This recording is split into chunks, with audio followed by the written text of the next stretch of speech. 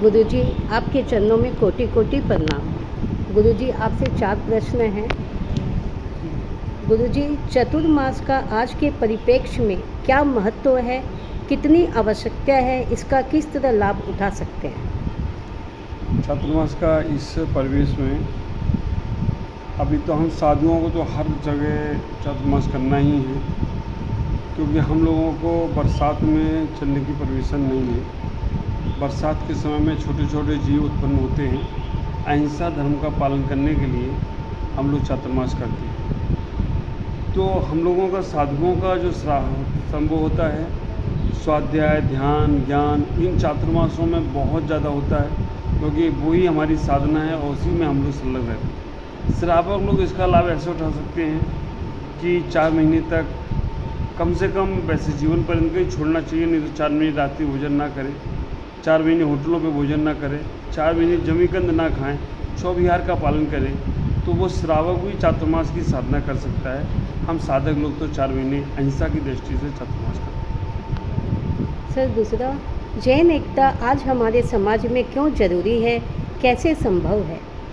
देखो, आजकल एक डायलॉग चल रहा है, बटोगे तो घटोगे, से एक रहोगे तो सेफ रहोगे। एकता का संदेश जैनियों में ज़रूरी इसलिए है क्योंकि आज हम वैसे ही बहुत थोड़े से लोग हैं, और हम थोड़े लोग भी अगर अलग अलग बट जाएंगे, अलग अलग धाराओं में चले जाएंगे, तो फिर हमारा अस्तित्व समाप्त हो जाएगा। जैसे भोजन करने के लिए 5 उंगलियों का मिलना ज़रूरी है, भजन के पूजन के अर्घ चढ़ाने के लिए 5 उंगलियों का मिलना ज़रूरी है, ऐसे ही हमारी समाज को, हमारे धर्म को ऊंचा उठाने के लिए हमारे सारे पंथ एक साथ मिलेंगे तो हम लोग बहुत ऊंचाइयों को पाएंगे, और अगर हम बट जाएंगे तो फिर हमारा अस्तित्व खत्म होगा।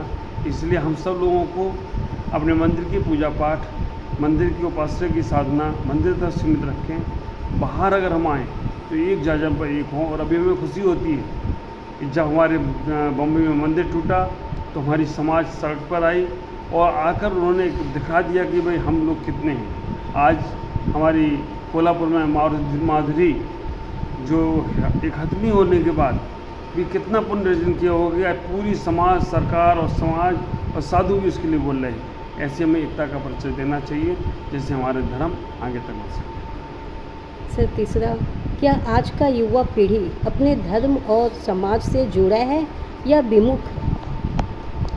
युवाओं में बहुत अच्छा धर्म हो रहा है। आज मेरे संग में सारे साधु यंग हैं, युवा हैं, इधर सारी माता जी हमारी युवाएँ हैं। तो धर्म से युवा भाग नहीं रहा है, धर्म के पाखंड से युवा भाग रहा है। हमारे महाराज जी भी बिल्कुल यंग हैं अभी। तो आप विचार करके रखना, धर्म से नहीं, धर्म के पाखंड से हर कोई भागना चाहता है। तो हमें धर्म के पाखंड से बचाने का प्रयास करना है। जहाँ दिखावे के भाव हैं, जहाँ छल कपट के भाव हैं, वहाँ से युवा बचना चाहता है।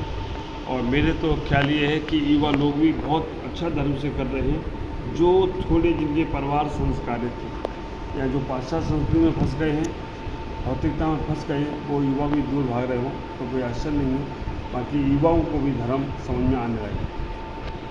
सर, ये एक अंतिम सवाल, भारत को भारत बोलना चाहिए, इंडिया नहीं, इस संदर्भ में आपका क्या कहना है गुरुजी? इस विषय पर मैंने गुवाहाटी में पहल उठाई थी, और जिस वक्त मैंने ये बात रखी उसमें वो पार्लियामेंट तक संदेशा गया, और वहाँ पर जो द्रौपदी मुर्मू हमारी राष्ट्रपति हैं, उन्होंने अपने लेटर में जब विदेशियों को आमंत्रण दिया तो उसमें लेटर में आखिरी में इंडिया नहीं लिखा, भारत लिखा। भारत हमारी मूल धारा है, और हमें भारत को भारत ही लिखना चाहिए और बोलना चाहिए। मेरा ऐसा सोच है, अंग्रेज़ों ने भारत को इंडिया बनाया था, वो इसलिए बनाया था क्योंकि वो इंग्लिश में भारतीय लोगों को गाली देते थे, इडियट। और इडियट जब भारतीय पूछते थे इडियट क्या है, तो नहीं, भारत का नाम इंडिया, इंडिया का नाम इडियट। तो ऐसी गाली थी ये, लेकिन उसको हमने अपनी सभ्यता समझ रखा है। नहीं, हम भारत को भारत रहने दें। भा माने प्रकाश होता है, और रत माने देने वाला। जो प्रकाश देने वाला है, जो ज्ञान देने वाला है, जो संस्कृति देने वाला है, वो हमारा भारत है। और भारत को माँ कहा गया है, तो माँ ही रहे।